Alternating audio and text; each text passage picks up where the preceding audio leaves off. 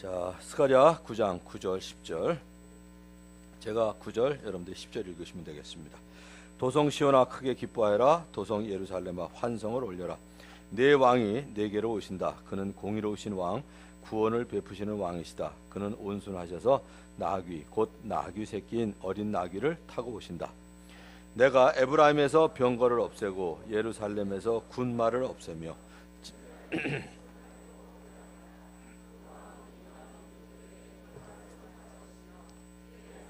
이 바다에서 저 바다까지 유프라테스 강에서 땅 끝까지 이를 것이다. 아멘. 스가랴서는 하나님이 어떤 분이신가를 말해줍니다. 다른 모든 성경이 그렇죠. 요한복음 5장 39절에도 보면 너희가 영생을 얻기 위하여 성경을 상고하거니와 이 성경이 곧 내게 대하여 증거하는 것이로다. 이렇게 예수님이 얘기하신 것처럼 성경은 하나님이 어떤 분이신가를 말해주는 책입니다. 그런데 스가랴는 특별히 그렇습니다. 하나님은 사랑과 긍휼의 하나님으로서 하나님의 백성들의 기도에 신실하게 응답하시는 분이십니다. 오늘 우리 유초등부 학생들이 기도하면서 하나님 만나주세요 그랬을 때 기도 응답해 주신 거 금방 간증으로 들었습니다. 또 백성들이 하나님의 이름을 부를 때 하나님은 들으시고 그들을 하나님의 백성이라 하시면서 그들도 주님은 내 하나님이라 말하게 될 것을 약속을 해주셨습니다. 하나님은 백성에게 성읍들이 넘치도록 풍부하게 복을 주시고 땅 위에 죄를 씻어주시는 분이십니다. 또 만민이 주의 백성이 되도록 인도하는 분임을 또한 선포하고 있습니다. 메시아를 보내주셔서 성령으로 하나님의 대적을 물리칠 것을 약속하신 하나님이시고 사람 안에 성령을 주시는 분이십니다. 그래서 백성들로 하여금 영적 순례의 갈 수 있게 해주시고 하나님 나라 확장에 동참할 수 있도록 능력을 주시는 하나님이십니다.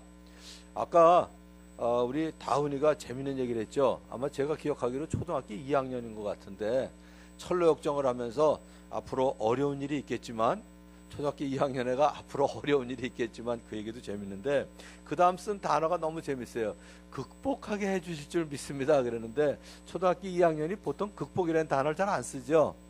이 교회 다니는 게 아무튼 여러모로 좋은 것 같아요. 어려운 단어들도 배우고 또 하나님께서 그러한 어려움들을 잘 이길 수 있게 해주실 것을 어릴 때부터 믿는 믿음을 가지고 사는 게 얼마나 복인지 모릅니다.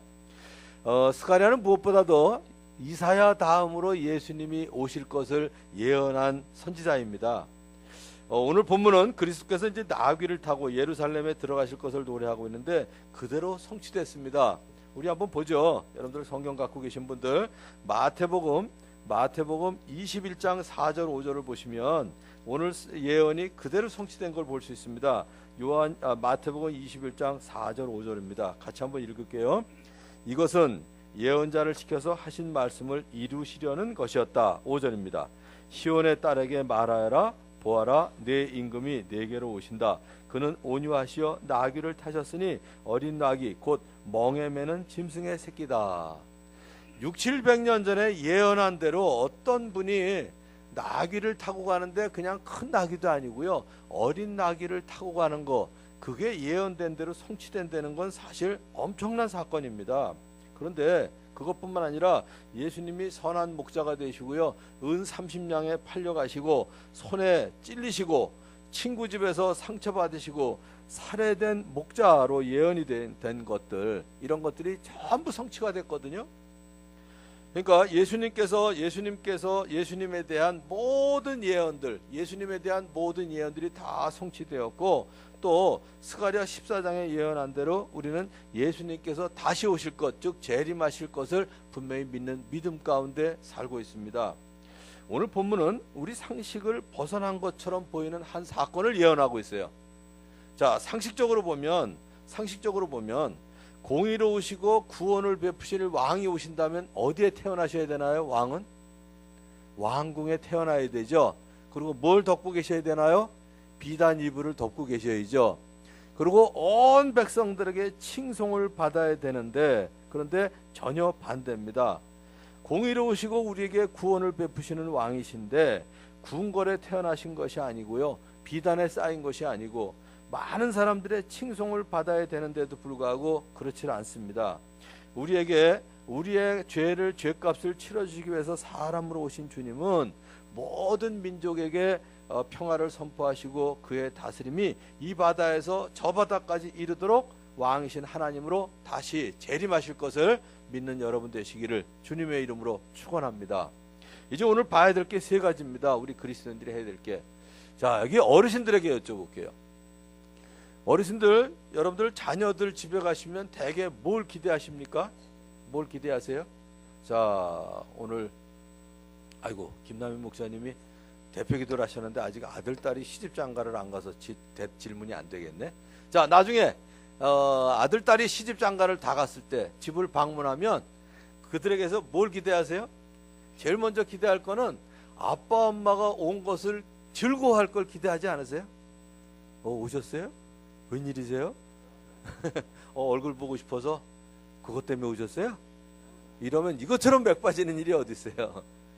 제일 좋은 건 뭐냐면 내가 갔을 때 나를 즐거워하는 자녀들을 원하는 것처럼 하나님이 우리에게 오실 때도 제일 원하시는 게 뭐냐면 하나님을 즐거워하는 일입니다. 그래서 여러분들이 이렇게 예배에 오실 때도요, 제일 여러분들이 가져야 될 게 뭐냐면 하나님을 즐거워하는, 쉬운 말로 하나님을 엔조이하는 그런 마음으로 오셔야 돼요. 우리는 십자가를 지시는 십자가를 지시는 그리스도뿐만 아니라 면류관을 쓰실 그리스도를 볼 줄 알아야 됩니다. 사람의 몸으로 오셔서 십자가를 지신 그리스도, 비천함과 고난에 처하셨던 메시아입니다. 연한 순 같다고 그랬어요. 겸손하게 나귀를 타셨는데 그것도 나귀의 작은 것, 곧 나귀 새끼를 탔다고 그러셨거든요.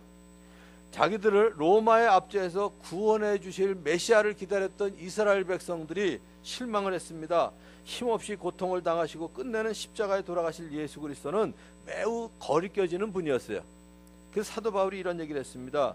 우리는 십자가에 달리신 그리스도를 전합니다. 그리스도가 십자가에 달리셨다는 것은 유대 사람에게는 거리껴지는 거고요. 왜냐하면 자기들을 왕으로 와서 다스려주고 로마의 압제에서 벗어나게 해줄 왕을 기대했지 십자가에 죽는 힘없는 메시아를 기다리질 않았거든요. 이방인들도 마찬가지예요. 특별히 헬라 사람들은 세련미, 완전을 추구했던 사람들인데 그 사람들에게는 십자가에서 죽임을 당한 사람이 세상 사람들을 구원한다. 이건 앞뒤가 안 맞는 얘기였기 때문에 어리석게 보인 거예요. 그런데 우리는 우리를 위하여 십자가에서 고통을 받으신 그리스도를 본 뿐만 아니라 이제 만왕의 왕으로서 면류관을 쓰신 그리스도, 그리고 이 땅에 오셔서 노예의 매매 가격인 30냥에 팔리고 끝내는 십자가에 달리기까지 우리를 사랑하신 예수님께 우리의 사랑을 고백할 줄 알아야 합니다. 요즘 깨진 가정들이 참 많아요. 존경받지 못하는 부모들이 많은 거 매우 슬픈 일입니다. 우리 중에 성장 과정에서 이런 아픔이 있었을지라도 다시는 대물림을 하지 않았으면 좋겠어요. 우리 애가 대강고등학교에 다닐 때 일입니다. 아마 학년 말에 3학년 말이었던 것 같아요. 뭐 4박 5일인가 무슨 심령 수련을 한다고 한 반마다 학교에서 자는 일이 있었어요. 그래서 이제 마지막 날 전날 저녁에는 부모들이 함께 참석해서 참관을 하게 되어 있는데 여기에 보통 남자들이 가나요? 엄마들이 가나요? 주로 엄마들이 가죠. 저희 아내는 특이해서 아무튼 같이 가자고 하도 졸르는 바람에 제가 세상 말로 하자면 주책 없이 갔었는데 너무 잘 참석을 했어요. 진짜 갔더니 아빠들은 참석을 안 하더라고요. 전부 엄마들만 있더라고요. 여기 세상에 있는 남자들, 우리 교회 남자들은 꼭 가시기 바래요. 갔는데 한 학생이 나와서 아까 간증한 것처럼 간증을 하더라고요. 아마 미션 스쿨이라 더 그랬던 것 같아요. 그 학생의 아버지가 뭘 하시는 분이냐면 길에서 하수구 맨홀 뚜껑을 열고 이제 청소를 하시는 분이었어요. 그러니까 이 학생이 아버지가 저쪽에서 하수구를 청소하는 아버지를 만나면 창피해서 그곳을 피해서 이렇게 돌아갔다는 거예요. 그런데 고3이 되고 보니까 그런 아버지를 피해서 이렇게 돌아가는 자기의 모습이 정말 못돼 먹었다는 그런 생각이 들더라는 거예요. 이제 철이 난 거죠. 그래서 그 다음부터는 아버지가 하수구에서 일하고 있는 모습을 보면 공사 현장으로 다가가서 꼭 가방을 내려놓고 아버지, 그러고서 이제 아버지의 일을 도왔다는 얘기를 하면서 눈물을 흘리더라고요. 이제야 철이 났다고. 그날 다들 울었어요. 그렇죠. 자식이 아버지를 존경하고 자랑스럽게 생각하는 것보다 복된 일이 없습니다. 아버지가 무슨 일을 하든지 사실 생각하기 나름이죠. 하수구 치는 아버지이기도 하지만 하수구를 치면서까지 나를 기르시고 돌봐주시는 아버지라는 생각을 하게 되면 이게 생각이 바뀌게 되는 거죠. 그래서 특별히 우리가 힘써야 될 게 있습니다. 집에서부터 아버지와 엄마를 존경하도록 애들을 가르쳐야 될 것 같아요. 근데 애들이 아버지와 엄마를 존경하고 자랑스럽게 생각하지 못하게 만드는 제일 큰 일이 뭘까요? 지난주에 한 주 동안 생각해 봤어요. 이 세상에 가정이 자꾸 무너지고 존경받지 못하는 그 부모들이 자꾸 많아지는 이유가 뭘까? 가장 큰 이유가 뭘까요? 애들한테 많은 걸 못 해줘서 그럴까요? 애들한테 이야기하고 변덕스럽게 자꾸 바꿔서 그럴까요? 제가 생각하기에는 아내가 남편을 존중하지 않아서 그 자녀들이 아버지를 존중하지 못하는 것 같아요. 남편이 아내를 존중하지 않아서, 사랑하지 않아서 애들도 그걸 보고 역시 엄마를 존중하지 못하는 것 같아요. 가끔 이런 얘기 하시는 분인데 절대로 그러지 않길 바래요. 야, 니네 아버지가 돈 많이 벌어오는 줄 아니? 니네 아버지가 헐 줄 아는 게 있는지 아니? 뭐 이런 얘기들. 앞으로 제 방에 오시는 분들 중에서 그런 얘기 절대로 하지 마시기 바래요. 이제까지 한 거는 용서해 드릴게요. 저한테 뭐 이렇게 가구라든지 뭐 아무튼 장난감이든 뭐 가전제품이든 수리해 달라고 오시는 분 종종 있으세요. 우리 교회는. 제 방에 그런 게 있더라도 이상하게 생각하지 마시고요. 제 방에 아예 창고 하나가 있어요. 수리를 할 수 있는 방이. 제가 뭐 그쪽을 좋아하기도 하고요. 연장도 있고 재료가 많기 때문에. 그런데 들어오실 때 한 가지 얘기는 이제까지는 허용을 했는데 앞으로는 이제 허용을 하지 않겠어요. 일부러 하지 마세요. 물론 저한테 수리를 해달라는 게 미안해서 그런 얘기를 하는 줄 알아요. 그래도 하지 마세요. 우리 남편은 할 줄 아는 게 아무것도 없어요. 꼭 이런 소리를 하고 들어오는. 제발 그 얘기 하시면 안 돼요. 그거 버릇 때문에요. 집에서 애들 앞에서도 그러세요. 너네 아버지는 고칠 줄 아는 게 아무것도 없다. 애들이 그 아버지 존중하겠어요? 안 하죠. 너네 엄마가 요리할 줄 아는 거 있는지 아니? 이거 애들한테 엄마를 무시하게 만드는 제일 첩경의 지름길이에요. 제발 그 얘기 하시면 안 돼요. 그 얘기 하시면 안 돼요. 제가 종종 얘기했죠. 애들 주려고 간식 만들어놨는데 남편이 딱 퇴근하면서 집어먹을 때 여러분들의 반응. 애들 주려고 한 건데 그걸 먹으면 어떡하냐고. 이건 말이 안 돼요. 남편이 먹으면 그걸로 끝내고 애들 안 먹이면 되죠. 더 헤먹이든지 그런 거 가지고 절대로 남편 무시하거나 빈정거리면 안 됩니다. 아이들에게 요즘 우리나라 외국은 모르겠어요. 우리나라에 애들이 부모님을 존경하지 못하는 이유 결국은 부부 책임인 것 같아요. 부부 책임인 것 같아요. 딴 건 몰라도 우리 집에 한 가지 꼭 자랑하고 싶은 게 있습니다. 제가 퇴근하거나 특별히 출장 갔다 며칠 만에 집에 오면 저희 집은 거의 축하해요. 환영이에요. 무슨 일을 하고 있더라도 현관에 뛰어나오지 않는 법이 없습니다. 아침에 출근할 때도 아무리 뭐 무거운 일을 하고 뭐 설거지를 하고 있다가도 반드시 현관에 뛰어나와서 인사하고 들어가거든요. 저도 마찬가지예요. 그래서 특별히 출장 갔다 오면 애들하고 늘 했던 거, 지금은 뭐 결혼해서 다 출가를 했지만 애들이 결혼하기 전에는 풍선에다 바람 불어가지고 거기에다가 아빠 귀국 환영 그래가지고 막 붙이고 난리를 쳐요. 애들이 그거 배우는 거죠. 애들이 지금 결혼하고도 그 아이들의 문화를 보면 부부간에 그렇게 하더라고요. 그리고 애들이 그래요. 손주들이 우리 집에 와 있다가도요, 제가 들어가면 할아버지 그러고 뛰어오는데 제 손에 과자가 있어서 그럴까요? 아니에요. 제가 가능한 대로 애들이 있을 때 뭐 안 사갖고 가요. 왜냐하면 저를 안 쳐다보고 제 손 쳐다보는 게 싫어서 저는 절대로 어디 갔다 올 때 손에 뭐 안 들고 들어가요. 안 들고 들어가요. 따로 데리고 나가서 대접을 해주면 해줬지.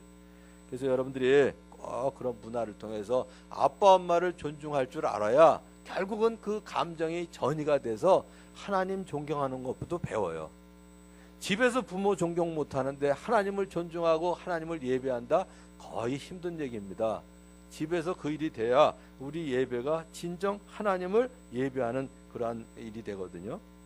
더구나 우리를 사랑하시기 때문에 우리를 구원하시기 위해서 가장 비천하게 동정녀 마리아에게 잉태되어 세상에 태어나시고 가장 수치스럽고 고통스러운 십자가를 지신 예수님, 그분에게 우리에게 우리의 존경심과 사랑을 고백하는 그러한 삶을 사시는 여러분 되시길 바랍니다. 자, 이제 두 번째는요. 두 번째는 메시아를, 그리스도를 즐거워할 뿐만 아니라 그분이 우리에게 주신 구원을 즐거워해야 돼요. 구원을 즐거워해야 돼요. 어제 재미있는 일이 있었습니다. 지난주죠? 어제가 아니고 지난주에. 용인에 있는 교회인데 저 충청도에 있는 그 한 25,000평을 사서 거기에 이제 공동체를 하기 위해서 옥수수 심고 포도원도 있고 뭐 수박도 심고 온갖 작물들을 하더라고요. 거기에 말씀을 전하러 갔는데 말씀을 전하기 전에 저보고 자동차 키를 달래요. 또 뭐를 넣으려나 보다 그러고서 이제 일단 주긴 줬어요. 거기서 씨름하긴 그렇고. 그래서 말씀을 전하고 올라오고 그러는데 거기서 얘기를 하더라고요. 여기서 이건 막 따서 먹어야 맛있다 그러면서 옥수수 210개 하고 수박 12통을 뒤에 트렁크에 실어놨다고 주일날 맛있게 드시래요. 여러분 기대하지 마세요. 오늘 없어요. 뭐 목요일날 했는데 목요일날 한 거를 3일 지나서 그거 쪄봐야 그 맛이죠. 뭐 그래서 이걸 저도 더 빨리 맛있게 드셨으면 좋겠다 싶어가지고 그날 딴 거는 그냥 그날 먹어야죠. 그날 쪄서. 그래서 올라오는 길에 카톡을 쳤습니다. 한 집에 10개씩. 그거는 여러분들에게 전부 다 그러면 난리가 날 것 같아서 목자 목녀들한테만 했거든요. 한 집에 10개씩 20가정 선착순 그랬어요. 그러면서 제 마음속에 에이 그거 뭐 옥수수 10개 해봐야 몇 푼 된다고 그걸 뭐 그것까지 가지러 교회를 가? 이러고선 가까이 사는 대6집만 오시고 안 오실 줄 알았어요. 근데 금방 다 사라졌더라고요. 아유 그까짓 거 옥수수 10개 몇 개 된다고 그걸 가지러 오냐? 제가 그랬을까요? 아니에요. 제가 카톡 올렸는데 그 말을 듣고 아니 뭐 여러분들이 그 10개 해봐야 10,000원인데 10,000원 아끼고 그 옥수수 먹고 싶어서 오셨겠어요? 어쨌든 담임 목사가 뒤에 트렁크에 실어준 거 딱 갖고 왔는데 그걸 즐겁게 갖고 가시는 모습이 전 너무 즐겁더라고요. 그렇지 않아요? 그래서 수박은 우리 청소년들이 수양회 하기 때문에 거기서 먹었으면 좋겠다고 갖고 갔는데 애들이 그렇게 좋아하는 거예요. 그러더니 이제 갑자기 무슨 생각이 나냐면 옥수수도 쪄올 걸 그랬나 이 생각이 들더라고요. 그래도 뭐 이미 목자 목녀들한테 다 나눠준 거 어떡하겠어요. 그래서 교회에 전화를 걸었죠. 혹시 남은 거 있냐고. 한 5, 60개는 남았을까? 그래서 걸었더니 하나도 없다고 그러더라고요. 그래서 이제 토요일날 장로님들하고 거기 방문하면서 옥수수 또 한 5, 60개 사갈까. 뭐 정 안 되면 그냥 내가 사가지 뭐 그러고선 있는데 그날 저녁에 말씀을 전하고 집에 왔는데요. 옥수수가 한 박스가 또 와 있는 거 있죠. 강원도 춘천에서. 제가 보기엔 충청도 거보다 강원도 게 더 맛있는 게 온 것 같은데. 그래서 이제 어저께 갖고 가서 아무튼 공동체는요. 많은 것들을 나눠야 돼. 삶을 나눠야 되고 같이 먹을 뿐만 아니라 굳은 일을 같이 해야 사실은 공동체가 돼요. 그래서 이걸 다 까각까 그러다가 애들을 어릴 때부터 가르치는 게 좋을 것 같아서 제가 여기서 몇 개씩 했냐면 그냥 비닐봉투에 10개씩 딱 넣어서 갖고 갔어요. 이렇게 조별로 전부 하나씩 까게. 이게 애들 저 옥수수 까본 적이 없는 것 같더라고요. 갔더니 어떻게 까요? 하나씩 베끼고 있더라고요. 그거 언제 까 그래가지고 그냥 엄지손가락 푹 넣어서 한 번에 까면 다 까는 거를. 그래서 애들 어저께 좋은 거 배웠어요. 옥수수 까는 법도 배웠거든. 한 번씩 푹 까고서 그냥 털만 베끼고 위에 꼭지 딱 자르면 다 떨어지는 거를 애들이 하나씩 베끼고 있는 거예요. 이게 집에서 굳은 일을 안 시키는구나. 집에서 굳은 일 시켜야 여러분들의 가정이 공동체가 돼요. 공동체는 반드시 많은 걸 나눠야 돼요. 떠들지 말고 들어가나 공부나 해라. 절대로 공동체 안 됩니다. 바깥에서 있었던 일 많이 나눠야 돼요. 두 번째, 밥 같이 먹어야 돼요. 요새 거의 밥들 같이 안 드세요. 아침 거의 안 먹고 나가죠. 저녁엔 다 뿔뿔이 먹죠. 아니에요. 가능한 대로 적어도 하루에 한 끼는 안 되면 일주일에 몇 끼라도 꼭 같이 드세요. 그래야 공동체 돼요. 그 다음에 애들 들어가 공부나 해라. 이게 공동체 제일 깨지는 방법입니다. 굳은 일 자꾸 시키세요. 애들한테. 굳은 일 시켜야 그래야 공동체가 돼요. 지난주에도 말씀드렸죠.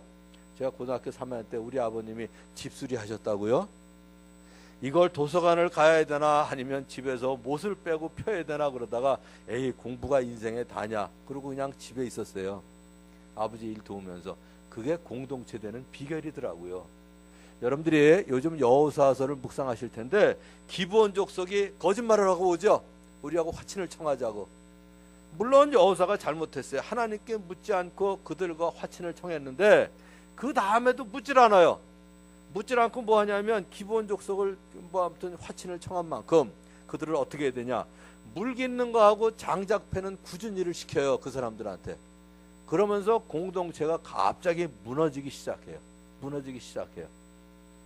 그래서 여러분들이 꼭 그걸 하시길 바라는데 다시 본론으로 들어가자면 사람들이 우리 중고등학생이 나를 즐거워할 뿐만 아니라 또 하나는 제가 들고 간 거를 즐거워하니까 그만큼 좋은 거예요. 하나는 옥수수고요. 또 하나는 어저께 오후에 뛰는데 김포대학교 운동장에 뛰는데 얼마나 더워요. 그거 내일. 처음에 한 30분이나 1시간 딱 뛰었을 때 이게 빙과류가 들어가면 오후를 즐겁게 지낼 수 있거든요. 그래서 강화시장까지 달려가서 시장은 싸게 팔 것 같아서 그랬더니 아니라 다를까 할인 세일을 하더라고요. 그래가지고 아무튼 비행과 상자 속에서 아무튼 전부 그냥 두 종류로 60개를 챙겨다 갖다 주는데 너무 맛있게 먹더라고요. 아무튼 구원을 선물로 주셨는데 구원을 즐거워하는 게 반드시 우리에게 두 번째 따라야 돼요. 그래서 오늘 본문이 이렇게 시작되는 거예요. 도성 시온아 크게 기뻐하라. 도성 예루살렘아 환성을 올려라 하는 함성으로 시작이 됩니다. 아까도 말씀드렸죠. 여러분들 자녀의 집에 갔을 때 첫째는 여러분 자신을 즐거워해야 돼요. 아빠 오셨어요. 엄마 오셨어요. 이 더운데. 그 다음에 뭘 즐거워해야 돼요? 손에 들고 간 밑반찬을 즐거워해야 되죠. 엄마 그걸 무거운데 들고 왔어. 그리고 그걸 들고 가야지. 아유 그거 몇 푼 된다고 그걸 들고 왔어. 힘든데. 이건 얻어 맞아야 돼요. 들고 간 선물을 즐거워해야 되죠. 그래서 우리가 해야 될 게 뭐냐면 주님께서 우리에게 주신 구원을 즐거워해야 돼요. 그래서 우리는 우리 스스로의 힘으로 구원을 얻을 수 없는 존재입니다. 구원을 받는 데는 전혀 완전히 무력하다는 말입니다. 하나님께서 이끌어주지 아니하시면 성령님의 능력을 힘입지 아니하면 우리의 입으로 예수님은 주님이시다 이렇게 고백할 수가 없거든요. 가끔 복음을 전하면 이렇게 얘기하는 사람들이 있어요. 내가 믿으려고 마음만 먹으면 얼마든지 잘 믿을 수 있는 사람이라고. 근데 아직은 때가 아닌 것 같다고. 근데 진짜 한테 줘받고 싶어요. 내가 믿으면 잘 믿을 사람이라고. 아니에요. 그렇지 않습니다. 모든 사람은 죄인이어서 하나님을 깨달을 만한 능력이 없습니다. 그리고 스스로의 힘으로는 예수님을 향하여 주라고 고백할 수가 없습니다. 성령께서 이끌어주시는 능력을 힘입지 아니하면 아무도 예수를 주시라고 할 수가 없거든요.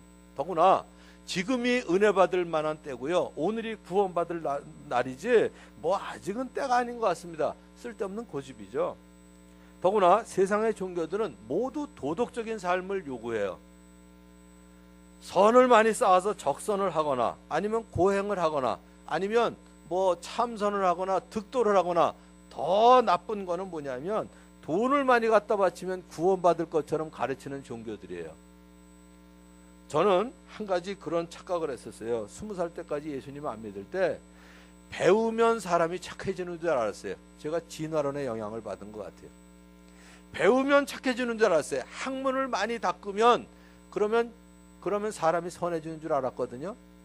그럴까요? 근데 여러분들 이제까지 살아보시면서 요새 뉴스에 나오는 사람 무슨 검사장 무슨 뭐 얘기 나오는 거 보면 배울 거 다 배운 사람들이더라고요. 더구나 윤리적으로 살아야 될 그 법을 우리보다 더 잘 배운 사람들이 그 악한 일을 하는 걸 보면 범죄 뉴스만 봐도 사람들 절대로 배우는 거 가지고 착해지지는 않는 것 같아요. 그런데 예수님이 바로 우리와 같은 죄인, 스스로 우리의 죄 문제를 해결할 수 있는 우리들을 위해서 가장 수치스럽고 고통스러운 십자가를 지셨거든요. 왜? 우리에게 구원을 주시기 위해서. 그래서 우리가 두 번째로 즐거워해야 될 게 뭐냐면 엔조해야 될 게 첫째는 주님을 엔조해야 되고요. 두 번째는 주님께서 주신 가장 값진 선물, 구원을 즐거워하는 여러분 되시기를 주님의 이름으로 축원합니다. 자, 이제 세 번째는요, 내가 우리 자녀들 집에 갔을 때 나를 즐거워해야 되고, 내가 들고 간 선물을 즐거워할 뿐만 아니라 형제들끼리 즐겁게, 다정하게, 사랑스럽게 살아야 되죠. 세 번째는 하나님의 자녀들을 즐거워해야 됩니다.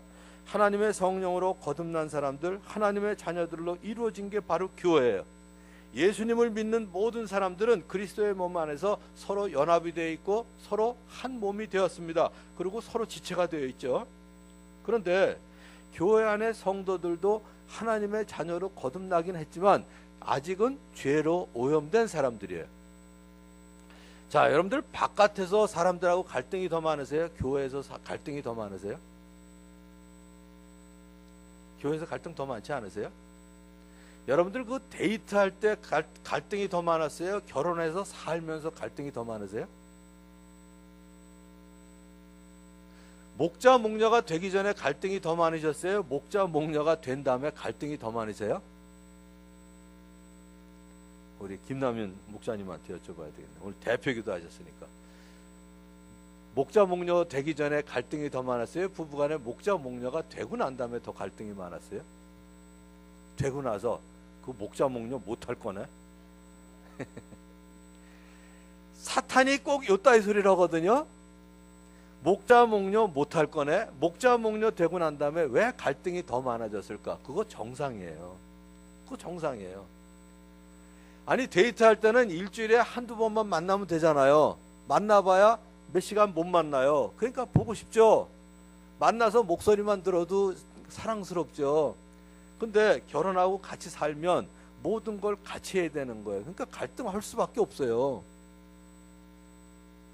한번 보세요. 저는 이 세상에 있는 어떤 여자보다도 저희 아내하고 갈등이 제일 많아요. 저는 옆집 여자하고는 갈등이 없어요. 뭐 아까도 얘기했지만 우리 김남인 목사님은 갈등이 있다고 그러는데, 저 박규아 목녀님 저하고 갈등이 있어요? 모르죠. 이따가 1시 넘어까지 제가 설교를 하면 오늘 진짜 기네 그러고 갈등할지도 몰라요. 제 시간에 끝낼 거예요. 저하고 갈등이 있을 게 뭐 있어요? 그러니까 같이 사는 사람하고 갈등이 많은 게 정상이고요. 세상에서는 갈등이 생기면 까짓 거 안 만나면 돼요. 근데 교회에서는 왜 갈등이 많냐면 우리는 주님의 자녀로서 한 몸이 됐잖아요. 같은 배를 타고 있으니까 갈등이 될 수밖에요. 목자와 목녀가 되고 난 다음에 갈등이 많아가지고요. 그래서 이번 저 목자 컨퍼런스 때 저보고 특강을 아무튼 2차례에 걸쳐서 저보고 요번에 아무튼 제가 강의하는 게 메인이라고 나보고 하라고 그러더라고요. 목자 목녀들이 갈등이 많다고. 그거 왜 그러냐면 정상으로 안 받아들이기 때문에 그래요. 목자 목녀가 되고 난 다음에 왜 갈등이 생기냐? 전에는 금요일날 저녁에 대접할 일이 없었잖아요. 이제는 금요일날 저녁에 대접을 해야 되는데 목녀가 지나치게 많이 준비하면 어떤 갈등이 생길까요? 저러다가 거덜나겠어. 이 갈등 생기잖아요. 그런데 목녀가 소홀하게 준비해요. 그러면 무슨 갈등이 생길까요? 아니, 손님들 오는데 저런 식으로 해가지고 이게 감동이 되냐? 그리고 나는 맵게 하고 싶은데 저렇게 싱겁게 하면 이게 되냐? 나는 뭘 하고 싶은데 뭐라고? 이게 갈등이 되죠. 제가 이 얘기를 할 때마다 저희 아내가 제일 싫어해요. 왜 우리 부부 사이에 갈등이 있는 것처럼 얘기하냐고. 자기는 갈등이 전혀 없대. 여러분 보세요.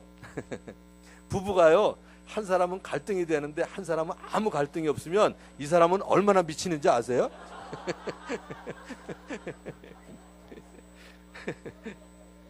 아니, 같이 짐을 들고 가는데 나는 무거워 죽겠는데 저 사람은 하나도 안 무거우면 이 사람 뭐예요? 나 혼자 들고 가는 거예요. 갈등이 되면 같이 갈등이 돼야지. 오늘도 그럴 거예요. 왜 그 쓸데없는 소리 했냐고. 사실이라 얘기한 건데 자기는 갈등 전혀 없다고 오늘도 그럴 거예요. 그러면 진짜 미치는 거예요. 갈등이 될 땐 같이 갈등이 돼야지 편한 거예요. 나는 갈등이 되는데 한번 보세요. 여러분들 자녀들이 이제 기말고사를 봐. 애가 공부를 안 해. 그러면 아빠 엄마 갈등이 돼야 안 돼요? 저 녀석이 왜 공부를 안 할까? 근데 애는 전혀 갈등이 없어. 미친다? 안 미친다? 갈등은 같이 해야 하는 거예요. 근데 어떤 사람이 갈등하냐?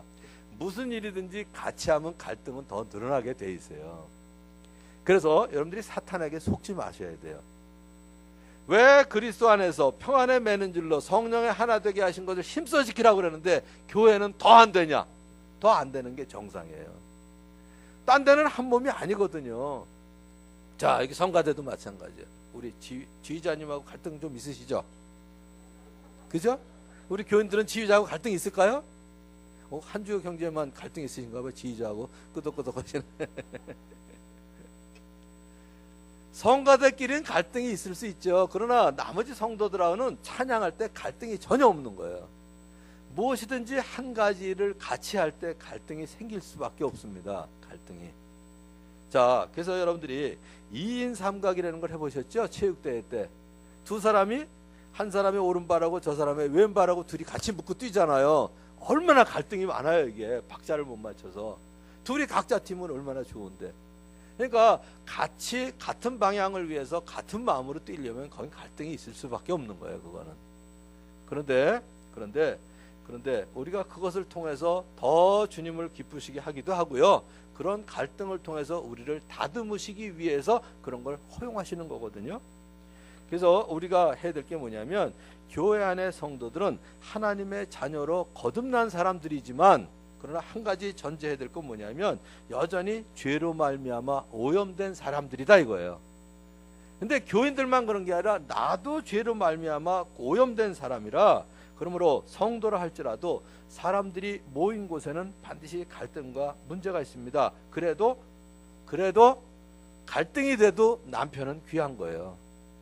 갈등이 돼도 아내는 귀한 거고요. 갈등이 돼도 내 자식들은 귀한 거죠. 그래서 귀한 가정으로 만들어 나가야 되는 것처럼 그것처럼 우리의 교회도 우리가 아름다운 지체로 아름다운 한 몸으로 만들어 나가야 되고 교회 나오고 예수 믿어서 해결 못할 일이 없도록 만들어 가야 되고요.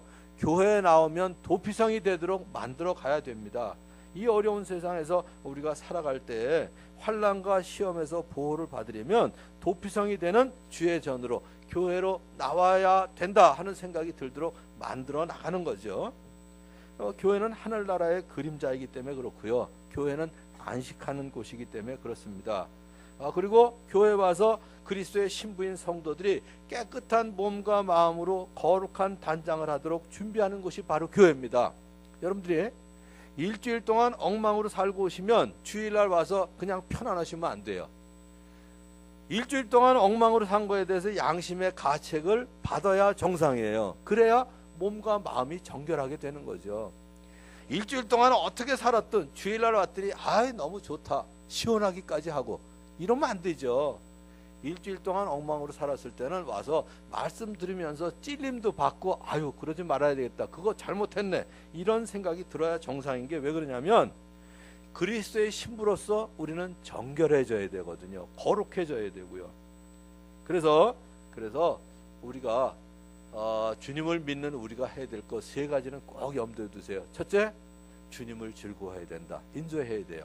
두 번째, 주님이 우리에게 가장 값진 선물로 주신 구원을 즐거워해야 되고요. 또 하나님의 자녀가 된 형제 자매들끼리 서로 즐거워해야 됩니다.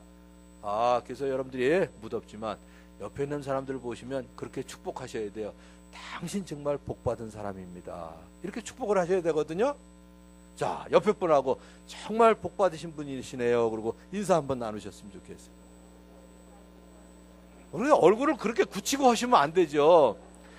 당신은 복받은 사람입니다. 이러면 안 되죠. 즐거운 마음으로 정말 복주는 마음으로 축복하는 마음으로 하셔야죠.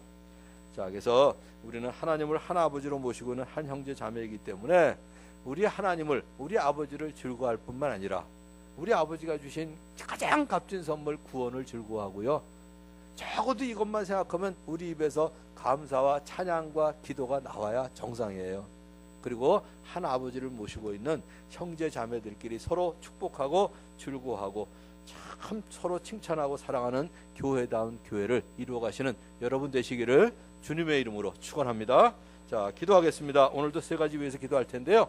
첫째, 예배를 사모하는 삶을 살도록 기도하시고, 두 번째는 모든 민족을 제자로 삼기 원하시는데 적어도 우리 목장에서 금년에도 한 명 이상 꼭 예수님 믿고 구원받는 사람 생기게 해주세요.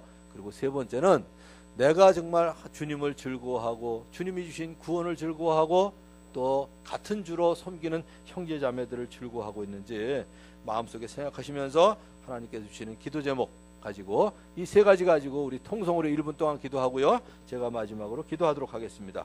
하나님 아버지 감사합니다. 오늘도 스가랴서를 통해서 우리 마음속에